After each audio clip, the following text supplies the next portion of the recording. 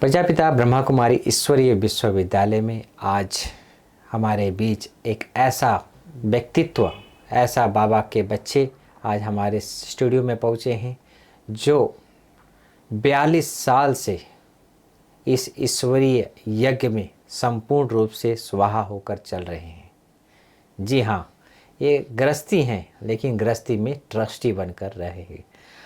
दादी प्रकाशमणि जी, मनमोहनी दीदी की पालना में पलते हुए आप गृहस्थ जीवन में रहते हुए ट्रस्टी बनकर चल रहे हैं। ऐसे दिव्य पुरुष आज हमारे स्टूडियो में पहुँचे हैं। हम मुलाकात कराते हैं मूल जी भाई जी से।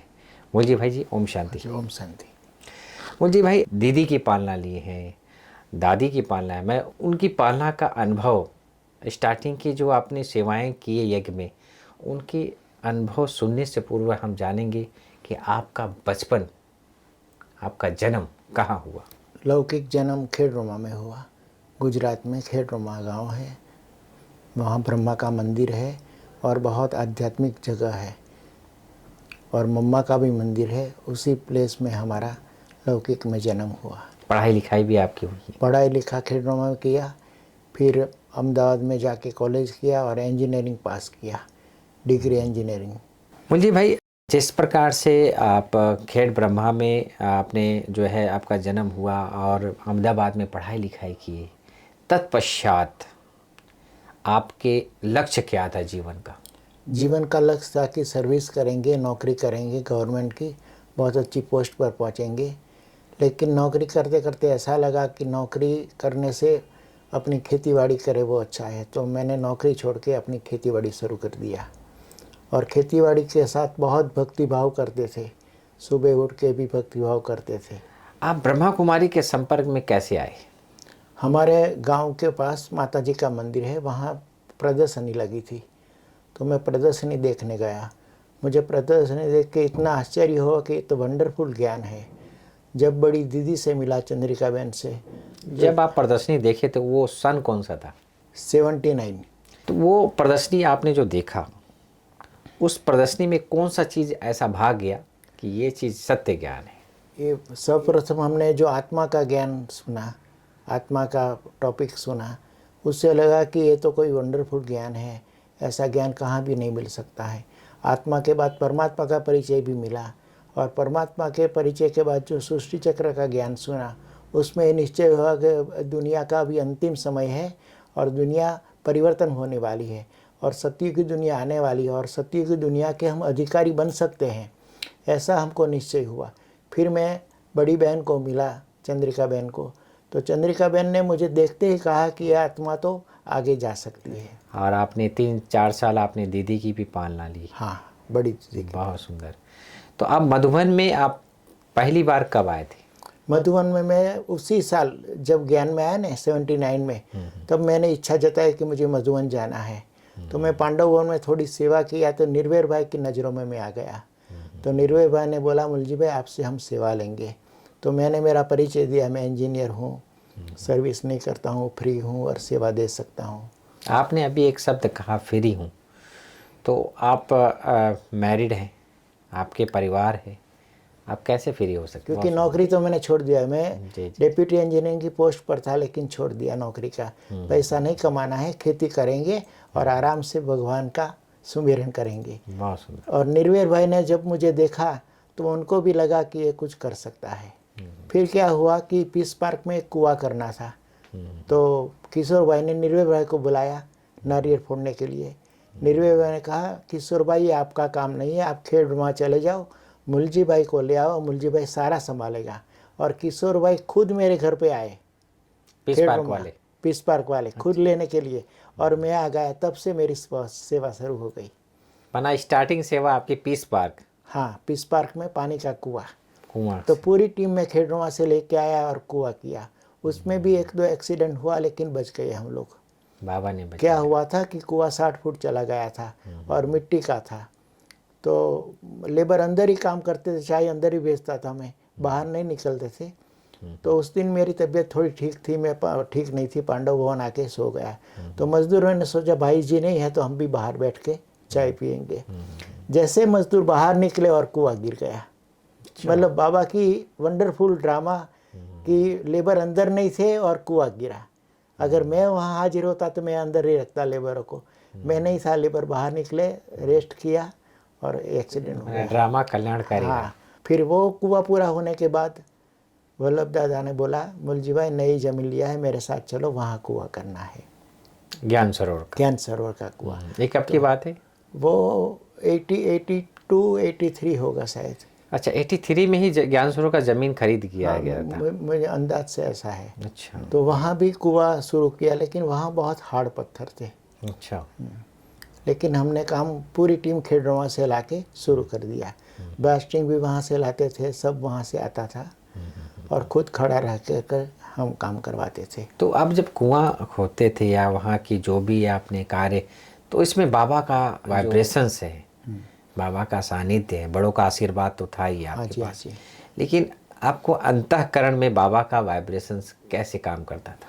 मैं वहाँ बैठ के इतना योग करता था पावरफुल। बाबा को बाबा ही करा रहा है, बाबा ही कर रहा है काम, बाबा को बुलाता था और बाबा टचिंग कराता था क्या करना है।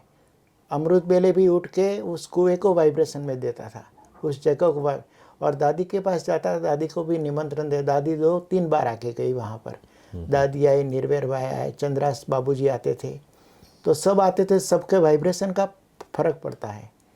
बोल जी भाई, ये बताइए, आपने कुआं खोदा, लेकिन पत्थरों में कुआं कैसे आया, पानी कैसे आया, ये आपका अंदाज कैसे पता चलता है? इसमें क्या है, एक स्वामी जी थे आबू रोड में, जी जी, स्वामी कृष्णानंद जी, और मेरे गुरु समान थे। मेरे घर पे आते थे, रहते थे, बहुत विद्वान थे और वो ब्रह्मा बाबा को मिले हुए थे। अच्छा। तो वो उसकी मास्टरी थी कि पानी कहाँ पर होता है वो देखने की मास्टरी थी। तो दादी की परमिशन लेके स्वामी जी को मैं बुला के लाया था और स्वामी जी ने बताया कि यहाँ कुआं करेंगे तो अच्छा पानी मिलेगा। तो ये स्वामी जी कुएं के मास्टर थे, हमारे गुजरात में बहुत कुआं देखते थे। वो बताते थे इतने फुट में पानी आएगा, इतना पानी आएगा, ज़्यादा करके 90% उसका सक्सेस होता था। और गुजरात में भी वही काम करते थे, लेकिन निस्वार्थ, कोई चार्ज वगैरह नहीं लेते थे। अच्छा। और बाबा को मिले हुए तो मतलब महान आत्मा। दादी से भी मिला है उनको, दादी भी बहुत खुश हो गई स्वामी जी को। हाँ। और ये कुआं हम ज्ञान सरोवर का 80 फुट कर दिया, पत्थर तोड़ तोड़ के। 80 फुट? हाँ। 60 फुट में एक एक्सीडेंट हो गया था। एक बहुत बड़ा पत्थर उड़ के सीधा मेरे पर आया, लेकिन 25-30 किलो का, लेकिन मैं बच गया। बाजू में गिर के, पाँव के बाजू में गिर गया। और फिर इसके बाद जो है दादी ने शायद आपको बुलाया। हाँ, दादी ने कहा कल बाबा आने वाला है, बाबा से आपको मिलाएंगे। तो दादी जी ने बाबा को बताया कि पत्थर तोड़ तोड़ के बहुत हार्ड वर्क कर सेवा करता है। तो बाबा ने कहा पत्थर से पानी निकालने वाली आत्मा, वो दृष्टि, वो टोली, वो वाइब्रेशन आज भी मुझे याद है। वाह, माना एक वरदान आपको ये मिल गया। वरदान मिल गया। जैसे चंद्रमणि दादी को कलराठी जमीन में भी हाँ, फूल खिलाने का काम चंद्रमणि दादी को मिला, ऐसे आपको भी पत्थर में पानी निकालने की एक वरदान आपको मिला हुआ है। मुझे बहुत खुशी हुई कि देखो बाबा ने वरदान दे दिया और वो वरदान सफल हो भी गया, आज भी सफल है। आज दिन तक पानी आ रहा है, आज भी पानी दे रहा है। दूसरी बार जब बाबा से मिला तो बाबा ने कहा कभी ना नहीं कहना, हाँ कहेंगे तो बाबा हाँ कर देगा। मैंने लाइफ में बहुत डिपार्टमेंट संभाले, बहुत सेवा किया है, कभी ना नहीं। कोई भी डिफ़िकल्ट काम भी आवे, हाँ कहते हैं, हाँ हो जाता है, बाबा हाँ करवा देता है। हम नहीं करते, कराने वाला वो है। मुलजी भाई, जैसे कि आप शुरू से ही निर्विघ्न होकर, निर्बंधन होकर आप सेवा करते हैं, लौकिक और अलौकिक दोनों का बैलेंस कैसे रखते हैं आप? लौकिक में मेरी खेती बाड़ी है, बिजनेस भी है, लेकिन लड़का संभालता है। एक लड़का कनाडा में है, जॉब अच्छी है, बहनें सारे अमेरिका में है। तो मैं खेती बाड़ी यहाँ से यहाँ 8-10 दिन रहता हूँ, शांतिवन में, मधुवन में 2-4 दिन घर पे रहता हूँ, घर पे सारा काम सेट कर लेता हूँ। तो खेती में भी इतने, हम जब खेत में जाते हैं बाबा को याद करके वाइब्रेशन देते हैं तो इतना काम सहज हो जाता है। और गांव में भी नंबर 1 खेती पकती है। अच्छा। ज़्यादा करके मैं यहाँ रहता हूँ, यहाँ होते होते भी वाइब्रेशन भी देते हैं, फ़ोन कर भी लेते हैं, और वहाँ जाते तो काम भी करा लेते हैं। तो दोनों काम हो जाता है, लौकिक में खेती भी हो जाती है और अलौकिक में यहाँ आके सेवा भी हो जाती है। आप लोग कितने भाई बहन बच्चे आपके कितने? 2 भाई हैं, भाई अमेरिका में है, 4 बहनें हैं, 4 बहनें अमेरिका में हैं। और सारा का सारा परिवार ज्ञान में है। लड़का कनाडा में है, बैंक में है, वो भी ज्ञान में है। सारा परिवार ज्ञान सारा में? परिवार। और सारा परिवार खेड़वा से लेटर लिख लिख के, उस टाइम तो फ़ोन नहीं था ना, तो लेटर लिख लिख के मैंने ज्ञान भेजा और धीरे धीरे वो लोग ज्ञान में आ गए। अभी तो सेंटर भी संभाल रहे, सेंटर पर जा भी रहे हैं। मुरली भाई, आपने बहुत सारे सेंटरों, गीता पाठशालाएँ खोलने के निमित्त बने, तो कितने गीता पाठशाला और सेंटर आपने खोले? हमारे खेड़वा के बाद 3 सेंटर खुले, अच्छा। वडाली, ईडर और खेड़नुमा, और करीब 15 पाठशालाएँ खुली है। इसमें हमारा सहयोग रहा, किया तो सबने मिल के। अच्छा। ज़्यादा करके तो बहने का इम्पोर्टेंट होता है, लेकिन हमने पूरा सहयोग दिया खोलने में। मुरली भाई, एक चीज़ हम आपसे पूछना चाहेंगे कि आपने कहा कि 15 गीता पाठशाला हमने खोली, तो आप ये बताएं गीता पाठशाला कैसे खोलता है? गीता पाठशाला वो उस गांव में जाते हैं, हम लोग प्रदर्शनी करते हैं, रात को प्रोग्राम भी रखते हैं। फिर कोई इंटरेस्ट होता है तो वो लोग निमंत्रण देते हैं शिविर के लिए। शिविर करने के बाद कुछ लोग निकलते हैं, धीरे धीरे किसी के घर में पाठशाला चलाते हैं, मुरली सुनाते हैं, धीरे धीरे आगे बढ़ते। वहाँ कई पाठशाला में मकान भी बन गए हैं। हाँ, 4 पाठशाला ऐसी है जहाँ पाठशाला वालों ने मकान बनाया। और 50-60 स्टूडेंट भी आते हैं कई पाठशाला में, तो कई पाठशाला में 15 भी आते हैं। अच्छा। और रेगुलर क्लासेस वो लोग चलाते हैं, हम लोग वीक में 1 बार 2 बार 3 बार जाते हैं। कभी मैं जाता हूँ, कभी दूसरा भाई जाता है, कभी बहनें जाते हैं, ज़्यादा करके बहनें ही जाती हैं। 50 लोग अगर गीता पाठशाला में, तो उप सेवा केंद्र हो गया लगभग। मुरली भाई, जिस प्रकार से आप लौकिक और अलौकिक का बैलेंस रीति से, लेकिन हम अपनी स्थिति बनाए रखने के लिए, स्थिरियम बनाए रखने के लिए अब किन किन बातों का ध्यान रखते हैं? मैं विशेष ये ध्यान रखता हूँ कि हमारा एक तो अमृत बेला कभी मिस नहीं होना चाहिए। कभी कभी मैं आवास निवास डिपार्टमेंट में सेवा करता हूँ, कभी कभी रात का 12 भी बज जाता है सेवा करते करते, लेकिन फिर भी अमृत बेला हम लोग कभी भी मिस नहीं करते हैं। और अमृत बेला अलर्ट होके इतना पावरफुल योग वाइब्रेशन करते हैं जो हल्के हो जाते हैं और एनर्जी बाबा की भर जाती है। और अमृत बेला जो एनर्जी भरती है सारा दिन चलती है। दूसरा, हम बोलचाल का भी बहुत ध्यान रखते हैं, क्योंकि डिपार्टमेंट ऐसा है कि अगर कुछ बोल दिया तो किसी को दुख होता है, इसलिए वाणी हमारी अमृत जैसी रखते हैं हमेशा। तो उससे पहला फ़ायदा तो हमको होता है, मीठी वाणी। हाँ। आपने कहा कि हम 12 बजे तक हम जागते रहते हैं और फिर अमृत वेला भी करें, 3 घंटा तो पाते हैं। अगर पावरफुल निंद्रा होती है ना तो 2 घंटे में भी आराम मिल सकता है। अच्छा। कभी कभी 12 बजे मैं सो गया और 2 बजे ऑफिस से फ़ोन आया, मुरली भाई बहुत भीड़ है, आ जाओ। ये मेरा खुद का अनुभव है, मैं चला जाता हूँ 2 बजे भी। 24 घंटे में 2 घंटा भी पावरफुल निंद्रा किया ने तो रेस्ट मिल जाता है। बहुत सुंदर। दोस्तों, कई लोग कहते हैं कि आज मैंने बहुत थक गए हैं, अब मुझे नींद करना है, अमृत वेला मिस करते हैं, लेकिन नहीं। सेवा, सुबह अमृत बेला उठकर मनसा सेवा करना भी एक सेवा है। ऐसा नहीं कि आप 2 बजे 12 बजे आप सो गए तो अमृत बेला मिस कर दे, नहीं। मुरली भाई, आपके आदर्श कौन है? हमारा आदर्श तो हमारी टीचर बहनें ही हो सकती है, और विशेष करके तो मैं समझो दादी और मोहिनी बहन, क्योंकि मैं जब भी आता था मोहिनी बहन को मिलने जाता था और मोहिनी बहन प्यार से बिठाती थी और शिक्षा भी देती थी। मोहिनी बहन जी और दादी भी, जब भी जाता था, आओ मुरली भाई आओ बैठो। एक अनुभव सुनाता हूँ ईसु दादी का। जी। अभी ईसु दादी के मिलने गया था मैं कुछ साल पहले। ईसु दादी ने बोला वहाँ नहीं बैठो, मेरे पाँव में आकर बैठो। वो फोटो भी मेरे पास है। दादी ने उसके पाँव में बिठाया और मेरे सिर पर हाथ कर कविता बहन को बोला मुरली भाई को फ़ोटो निकालो। तो दादी भी बहुत, ईसु दादी भी बहुत प्यार से बिठाती थी। निर्वेर भाई को एक बार मिलने गया, निर्वेर भाई बोला वहाँ नहीं बैठो, मेरे साथ बैठो। निर्वेर भाई मैंने कंधे पर हाथ लग के बोला मुरली भाई क्या है, क्या सेवा है। तो मैंने जो फॉर्म दिया ने तुरंत साइन, पूछा भी नहीं, साइन कर दिया। मतलब मेरे पर उतना उनको विश्वास था, उनका भरोसा था और उतना प्यार था।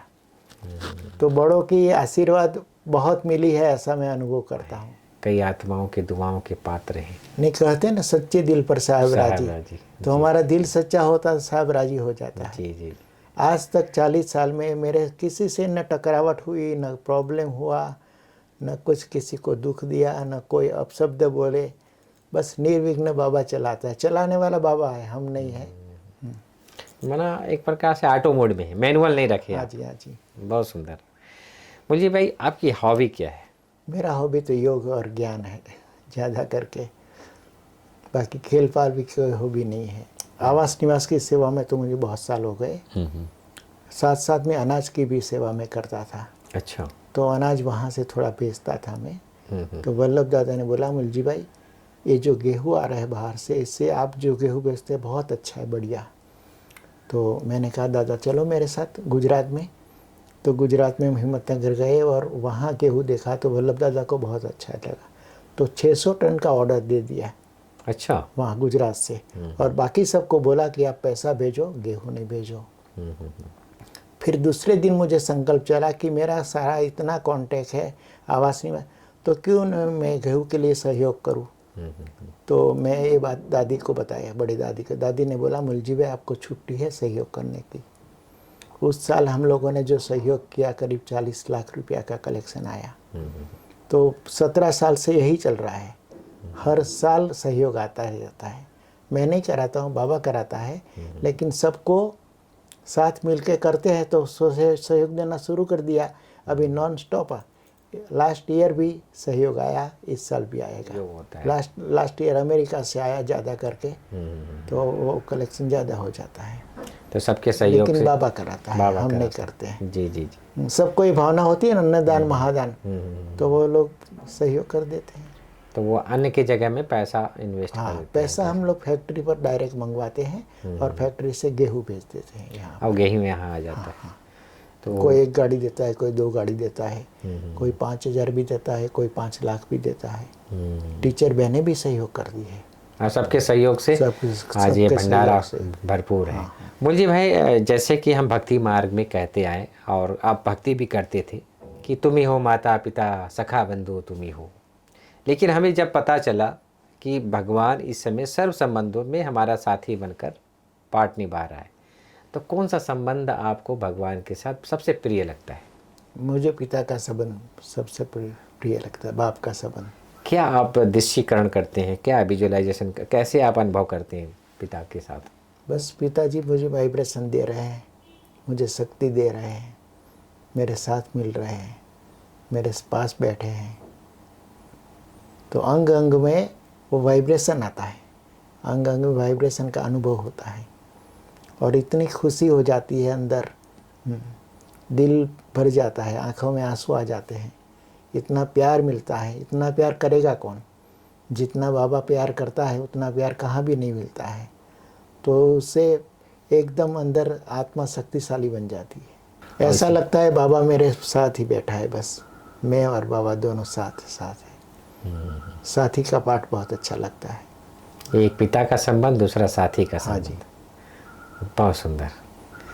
और यही मैं समझता हूँ कि यही एक छोटा सा वाइब्रेशंस कि वो मेरा पिता है, मैं उसका बच्चा हूँ। हाँ जी।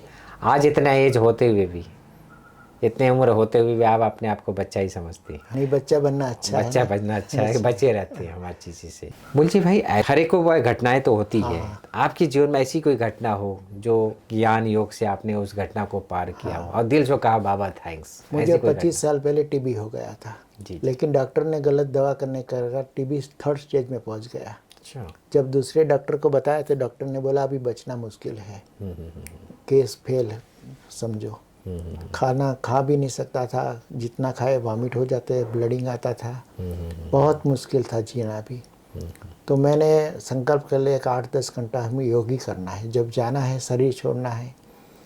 तो जैसे मैं योग करता गया, हल्का होते गया, बीमारी आपे अनुभव हो कि बीमारी निकल रही है मेरी। और 1 मास के बाद रिजल्ट देखा तो पॉजिटिव आ गया।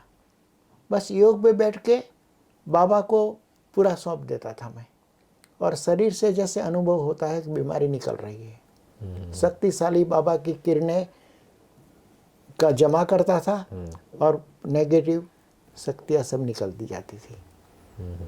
तो योग के कारण मुझे हल्कापन भी होता था और इतनी बीमारी थी जिसका फीलिंग नहीं हुआ। बिल्कुल फ्री हो गया फीलिंग के बजाय। और फ्री होते होते धीरे धीरे बीमारी निकलती है। 4 मास के अंदर तो 80% रिकवरी हो गया। आज मेरी 73 एज है, लेकिन कोई बीमारी नहीं है, न चश्मा भी है, न कोई बीमारी है, न कोई थकान है। आज भी 20 घंटा में सेवा कर सकता हूँ। वाह, इसको कहते हैं दुआ के आधार पर अपने जीवन को चलाना। हाँ जी। दुआ पुण्य। ऐसे ही आज हमारी दादी जानकी भी इसी दुआ और पुण्य के आधार पर कमाल है। आज निरोगी बनकर हाँ 104 साल उन्होंने व्यतीत किया और उसी पथ चिन्हों पर आप चल रहे हैं और अपने जीवन को श्रेष्ठ बनाते जा रहे हैं। बोलिए भाई, जैसे कि हम ज्ञान योग में जिस प्रकार से हम पथ प्रदर्शन अपने जीवन को श्रेष्ठ बना रहे हैं, आपके जीवन में ऐसी कोई घटना हो जो हम योग के माध्यम से अपने आप को भी हमने ठीक किया हो, अन्य आत्माओं को भी टेलीपैथी के माध्यम से वाइब्रेशन से ठीक किया हो, ऐसे कुछ योग के प्रयोग? कुछ लोग ऐसे थे जो बहुत दारू वगैरह पीने वाले थे, कुछ मेरे सर्कल में थे, कांटेक्ट में थे। तो ऐसी आत्माओं को मैं घर पे बुलाता था और समझाता था। समझते समझते वो लोगों का परिवर्तन आ गया और आज लोग वो बिल्कुल निर्विकारी बन के बाबा के ज्ञान में चल रहे हैं।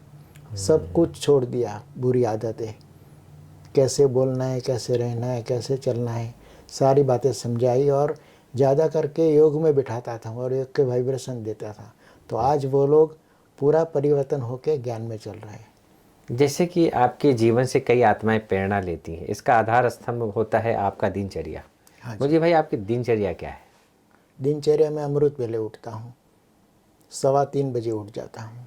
3:15 से 4:30 तक ज़्यादा करके योग और ज्ञान, और 4:30 बजे स्नान पानी करके जब गांव में होता हो खेड़नुमा तो 5:15 बजे सेंटर पर चला जाता हूँ। 1.5 घंटा सेंटर पर ज्ञान योग मुरली करके घर पे आते हैं, फिर घर के दिनचर्या शुरू करते हैं और रात को भी 9 सवा 9 सो जाते हैं। कोई फालतू टीवी देखना ये करना वो नहीं करते हम लोग। और जितना घर पे कोई आते हैं तो प्यार से ज्ञान की ही बातें करते हैं, न ज़्यादा बोलते हैं, न कभी उतावला बोलते हैं, न कभी क्रोध करते हैं। तो हमारी दिनचर्या ऐसी होती है, आराम से चलते, आराम से बैठते, प्यार से, तो उनका प्रभाव दूसरों पर पड़ता है। फालतू टाइम हम वेस्ट नहीं करते हैं। खेती में भी जाते हैं तो खेती में जाके आधा घंटा योग करके वाइब्रेशन दे के फिर काम शुरू करते हैं। तो मज़दूरों पर भी प्रभाव पड़ता है। मज़दूर कोई पीने वाले होते हैं, कोई तंबाकू खा ले, वो छुपा देते हैं कि मुलजिम आया है तो उनको अच्छा नहीं लगेगा। तो उनको भी फिर दृष्टि दे के ज्ञान दे के उन बातों से हम छुड़ाते हैं। मुझे भाई आप 40-42 साल से मधुबन में आ रहे जा रहे हैं, आपने दादियों की भी पालना ली है, तो हाँ कुछ ऐसे दादियों के साथ के अनुभव, दीदी के साथ के अनुभव सुनाएं। जब हम आते थे तो दादी को मिलने जाते थे, दादी प्यार से बुलाते थे, मुलजी भाई, वो नाम से भी जानती थी, प्यार से भी जानती थी। प्रकाश मणि दादी? हाँ, प्रकाश मणि दादी। खूब अंतर आराम से अंतर पूछती थी, भाई मुलजी भाई क्या चल रहा है, क्या है ऐसे। और सेवा का बारे में कुछ भी बोलते थे, दादी बहुत पॉजिटिव उत्तर देती थी। दादी के वाइब्रेशन इतना अंदर बैठ जाता था कि जैसे दादी ने कहा हमको करना है। तो दादी ने एक बार मुझे बुला के कहा, मुलजी भाई आपको समर्पित होना है। मैंने कहा दादी मेरा घर बार है, परिवार है, मैं समर्पित जैसा ही काम करूँगा।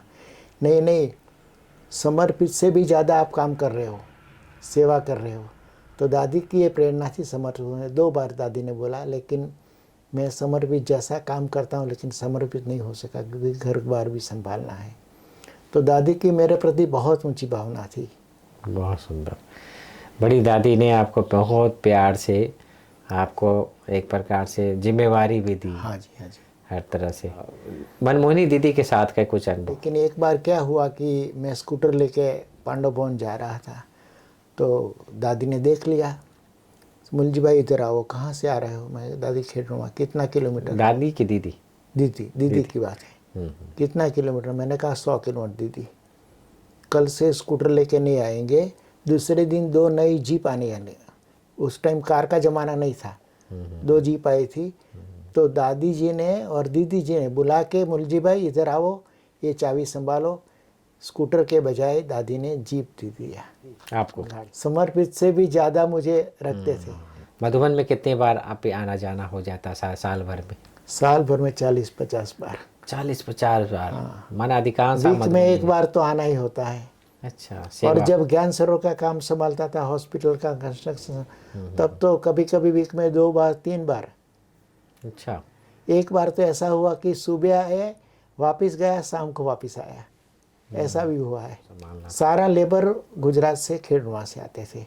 अच्छा। कंस्ट्रक्शन के सारे लेबर कारीगर, और उनको लाना करना भेजना ये सब जिम्मेवारी आपको हाँ जी थी। हाँ जी मुलजी भाई, जैसे कि हमारा जीवन योगी जीवन है। हाँ जी। इस योगी जीवन में कुछ हम योग के प्रयोग करते हैं। बाबा कहता है योगी तो बन गए हो, प्रयोगी बनो। प्रयोगी बनो। तो ऐसे कुछ योग के प्रयोग के अनुभव सुनाए। कोई भी कार्य करते हैं ना, तो पहले मैं योग का प्रयोग कर लेता हूँ। तो योग के प्रयोग में वो कार्य बाबा को हम सौंप देते हैं, और बाबा कुछ ना कुछ टचिंग देता है। हमेशा जो भी कार्य किया, नया कार्य किया, पुराना कार्य किया, बाबा टचिंग देता है, और टचिंग देके वो कार्य कैसे करना है। कभी कभी हमने जो प्लानिंग किया उसके विपरीत बाबा कुछ दूसरा प्लानिंग देता है, तो हम उसको चेंज कर देते हैं। तो योग में टचिंग होता है, और टचिंग होने का कारण कैचिंग पावर बढ़ता है। तो बाबा हमको प्रेरणा भी देता है। जो गृहस्थ में तो आप संभालते थे, हाँ जी। इसके अलावा अलौकिक सेवाएं आपने कहाँ कहाँ भारतवर्ष में कहाँ कहाँ अपनी अपनी सेवाएं दी? ज़्यादा करके हमारे गांव में, खेड़वा में, फिर इधर वड़ाली, हिम्मतनगर में भी सेवा दिया है, और ज़्यादा करके तो पांडव भवन मधुबन में सेवा दिया है। फॉरेन में मेरा जाने का चांस था, सब पासपोर्ट तैयार था, सब था, बहनें अमेरिका में है वो ज्ञान में, लेकिन मैं नहीं गया। मुझे मधुबन छोड़ के, मधुबन की सेवा छोड़ के कहाँ भी जाना है। शांतामणि दादी थी। हाँ जी। एक बार लंदन की गोपी बहन ने कहा कि दादी आपको एक बार लंदन आना है। तो दादी ने कहा कि जब लंदन हमारे पास आया था तो हम लंदन क्यों जाए। राइट बात है ना। जब लंदन के भाई बहनें उनसे मिलने आ जाते हैं तो फिर वहाँ क्यों जाइए। वरना इतना संतुष्ट मणि आत्मा थी। तो आपको देखकर मुझे दादी की याद आ रही है कि भाई सब कुछ होते हुए भी हम बाबा के संसार के छुआए और कहीं नहीं। मेरा सब कुछ तैयार था, कनाडा के लिए भी तैयार था, लड़का कनाडा में, अमेरिका में बहुत बहनें पीछे पड़ी थी, मुझे नहीं जाना है, मुझे मधुबन की सेवा बहुत अच्छी है। मुलजी भाई, आप काफ़ी लंबे समय से ज्ञान मार्ग में, कुछ ऐसे बाबा की पालना हमें जो मिली है, तो पालना का रिटर्न हम कैसे दें? पहले रिटर्न तो हम अपनी लाइफ से दे सकते हैं कि हम एक एग्जाम्पल स्वरूप बने। हमारा जीवन ऐसा निर्विघ्न, निर्विकारी, निरहंकारी हो, जो दूसरे देखकर वो भी सोचे कि ऐसा हम जीवन बनावे। यही एक पालना का रिटर्न है। हमारा एक जीवन सैंपल होना चाहिए, सिंपल भी हो, सैंपल भी हो, और एग्जाम्पल भी हो। ऐसे दुआएं भी मिलती है। हाँ जी। और पुण्य भी जमा होता है। हाँ जी। और यही हमारा लक्ष्य है कि हम दुआएं पुण्य कमाते हुए और अपने जीवन को सफल बनाएं। और सबसे बड़ा फायदा खुद को होता है। मुलजी भाई, मैं समझता हूँ कि आपके इस लंबे पड़ाव में ऐसे बहुत सारी बातें आई होंगी। हाँ जी। हाँ जी। तो उन बातों को आपने इजी कैसे पार किया? कौन कौन से वैल्यूज आपने जीवन में? कोई बात आती है ना, इग्नोर करता हूँ, और जिनके साथ भी टकरावट होती है, कुछ प्रॉब्लम होता है, उनके साथ प्यार से बैठकर अपेक्षा करता हूँ, भाई मेरी क्या गलती है, मुझे क्या करना है, परिवर्तन करना है, मेरे कारण कोई डिस्टर्बेंस होता है तो बताओ। तो अगर मेरी कोई गलती होती है तो मैं परिवर्तन कर लेता हूँ।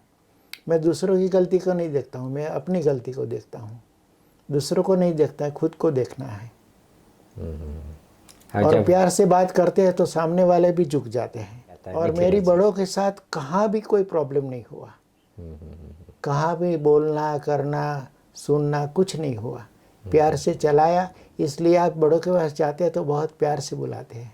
मुझे भाई, आज जिस प्रकार से आप इतना लंबा समय आपके जीवन काल से अनुभव युक्त आपका जीवन हो चुका है, तो मैं चाहूँगा कि आज की युवा पीढ़ी जो है उनको आप कुछ न कुछ अपने शब्दों से उनको आशीर्वाद दें कि उन कौन सी बातों का वो ध्यान रखें कि हमारा संग दोष में हम कहीं ना पड़े, मेरा जीवन समय श्वास संकल्प जो एनर्जी से भरा हुआ, युवा पीढ़ी जो है एनर्जी से भरा हुआ है, उस एनर्जी को एक अच्छा उपयोग करें वो, और अपने जीवन को व्यसन मुक्त बनाएं और अपने जीवन को सफल करें।